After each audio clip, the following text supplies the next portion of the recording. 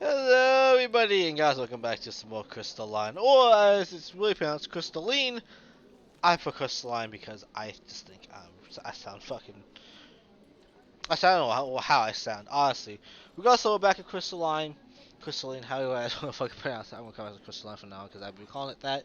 Same thing with the thing, I call it Emiko and not Emiko.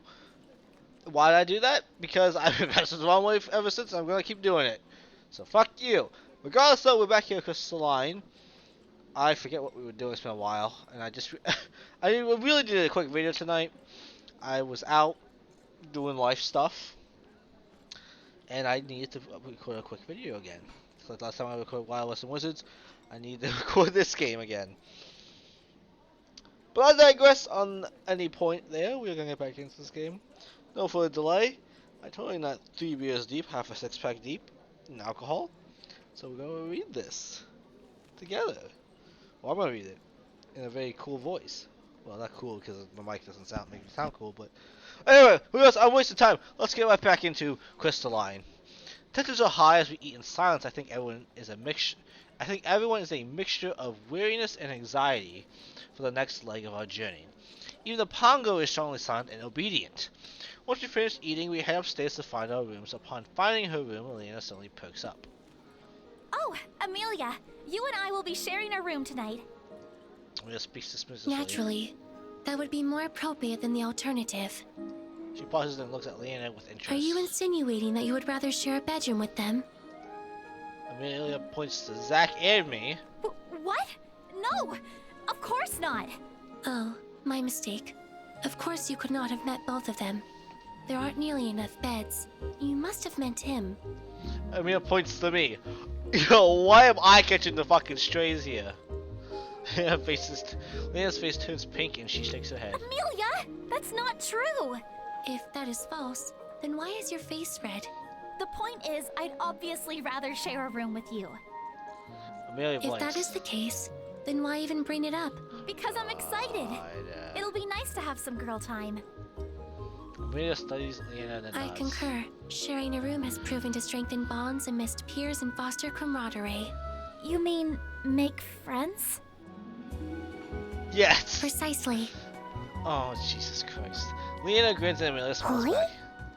We all glance at the Pongo by our feet. Is it my imagination, or is he trying to ask us which room he's gonna sleep in tonight? Amelia snatches him up in her arms. The Pongo needs to spend the night with us tonight. We need him for science. Yo, what?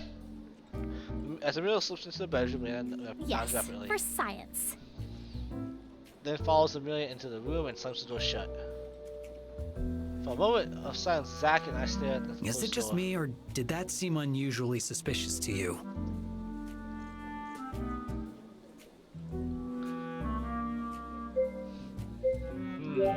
Definitely suspicious, but I'm not sure why. Still baffled about what happened, Zach and I enter our room and get ready for bed. I mean, I know what happened.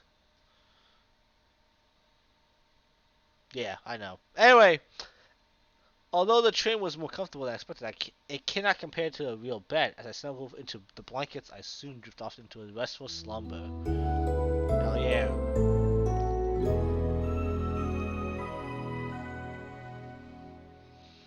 Zack and I awaken at dawn and silently go down to prepare for the day. As I grab a few items off my bed, I look over at Zack, who is fiddling with his gun. That guy gives his discharges a lot of attention. Morning. He glances up and nods. I'm heading down. Meet me there when you're ready. Sure. Zack shows his pack and leaves. Zack! Come on, buddy. You can love me. This is probably the quietest one I've ever had so far. It's a little strange. I pack up the last of my things and follow Zack downstairs where I find him waiting alone. Where are Leanna and Amelia? He shrugs. Still getting ready, I guess. Okay. That's unusual. Leanna is generally the first one up. We're a couple of minutes before the girls finally show up carrying the Pongo with them. Amelia smiles wildly at the Pongo, who grins back. Those two seem to be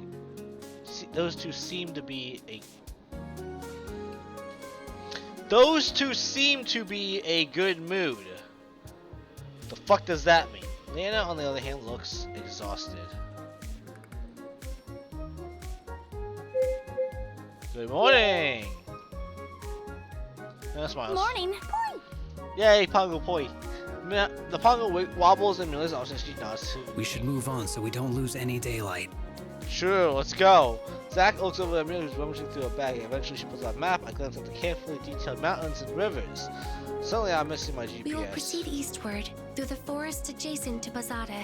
From there, we will travel northbound towards the Sonoa Mountains. The finger scrolls across the different locations. Assuming there are no divergences in the course, we should arrive in Ember Mist by midday. Any inquiries? Amelia pulls the map and glances at the rest of us. We look at each other. Then let us begin our journey.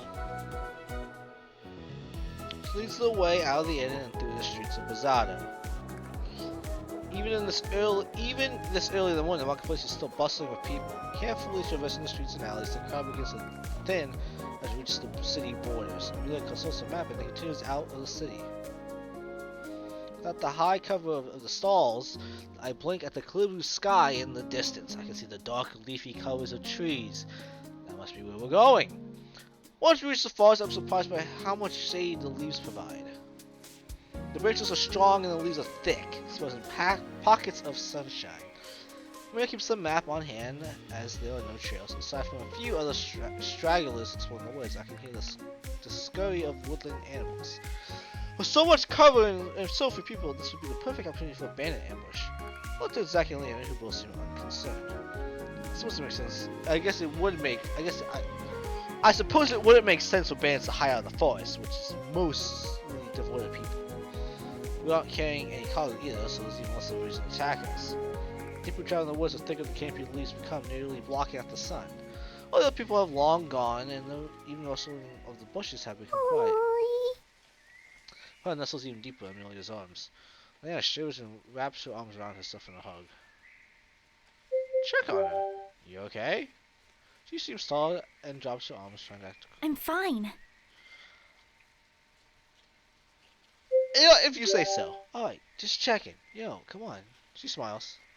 Just want to make sure, man. Just checking up on you. The forest continues to block out even more sun. Soon it becomes so dark that we can barely see in front of us. Are you sure we're going the right way? Amelia pulls out a torch of a bag in a spot. She touches her fingers to the tip of the torch and her bracelet glows. The torch erupts in flames. Indeed, there is no need for alarm. The darkness merely indicates we're about to enter the Forest of Sorrows. Now hang on! The fuck you mean the Forest of Shadows? Forest of Sorrows? Sorrows, my bad. The fuck you mean by that? I'm surprised by Leanna's outburst. Her face is deeply pale. Do we have to go through here? There must be an alternate route.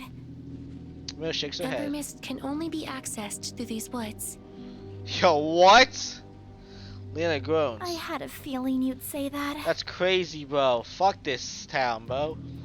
What's up with the Forest of Sorrows? I mean, it sounds spooky enough, but is it really that It bad? is rumored that those who venture into the Forest of Sorrows never come out. Then how the fuck do you access Ember Mist then?